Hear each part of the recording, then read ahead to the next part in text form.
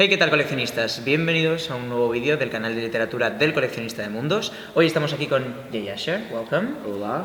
Él es el autor, por supuesto, de 3 novelas en España, Yo, tú, aquí, ahora, y también por 13 razones, por supuesto, y ha venido al Festival Celsius de Avilés para hablarnos de su obra. So, welcome to my channel, welcome to Spain, to the Festival Celsius. I hope you're doing great. And... Oh, it's been great. Okay. Great time here.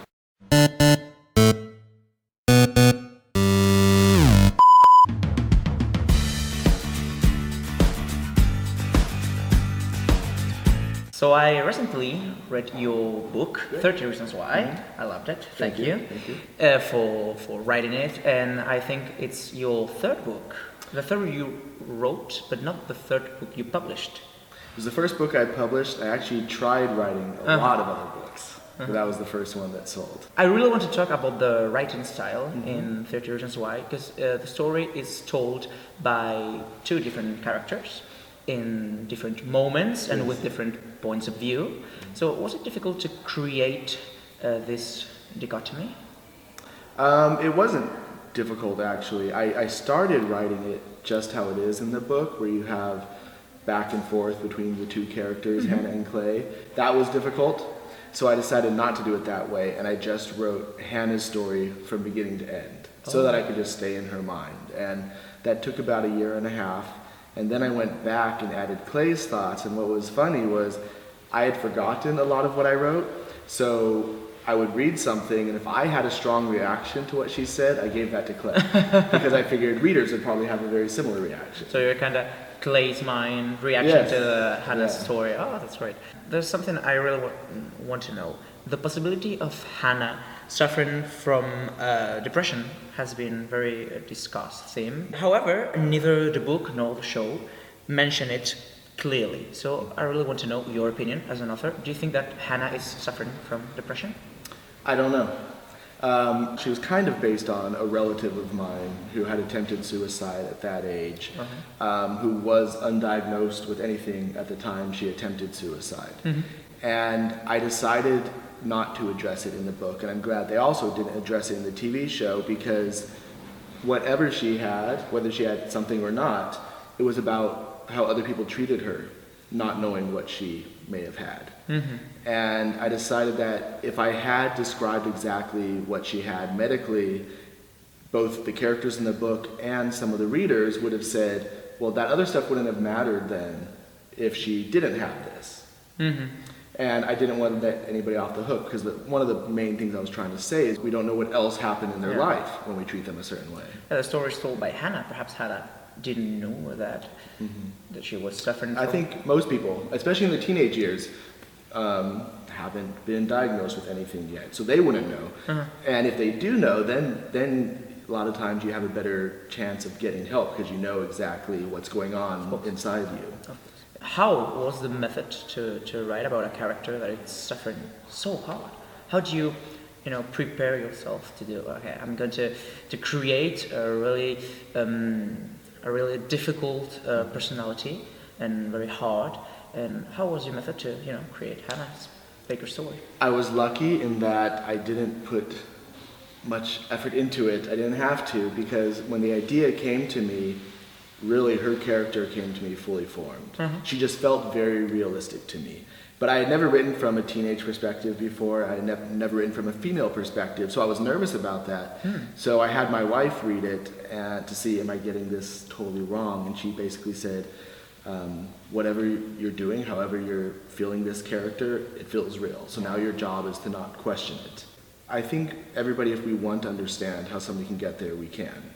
Hopefully we never get there ourselves, but we can still understand how somebody can get there. Talking about a female perspective, after reading the book, I came to a conclusion. I think most of the bullying that Hannah suffers, it's caused by gender discrimination. And I don't think if you agree. I mean, if the character was a male character, would she have suffered so much? Yeah, no, that's a great question, and I did try to put that in there without a concrete answer to it. And I came to my own philosophy as I was writing it, that the way men and women first react to things is going to be very similar, but society kinds of models different ways for us to react. And of course, how we react to things is going to affect how people react to that. So I think a lot of times things can be more difficult for a woman. You know, a lot of times I feel are supposed to deal with more than we would ever ask a man to deal with.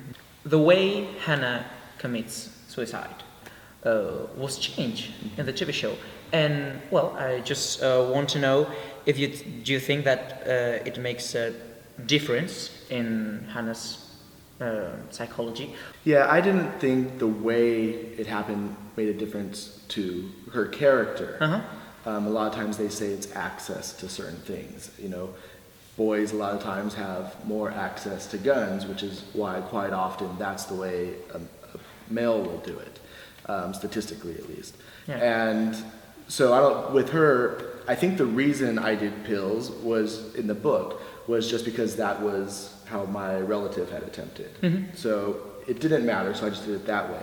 When it came time to write the TV show, one of the considerations was we need to make this look like a painful experience. We didn't want it to look like an easy... It has to be painful. It had to be difficult to watch, and that's why they did it that way. And I agreed with their thinking on that. And what's I know you're excited about this second season of 30 Reasons Why? Yeah, I'm very excited about it for many different reasons. I'd considered writing a sequel to the book, and I had some ways that I thought would be creative to do that and also make it kind of a unique kind of sequel. But I decided not to just because I felt I told the whole story I wanted to tell. So I was fine just leaving it like that, even though there were some questions I wanted answered myself. Yeah. So when I realized what they were doing with season 2, in a way I felt like, cool, I get to see the sequel without having to write it.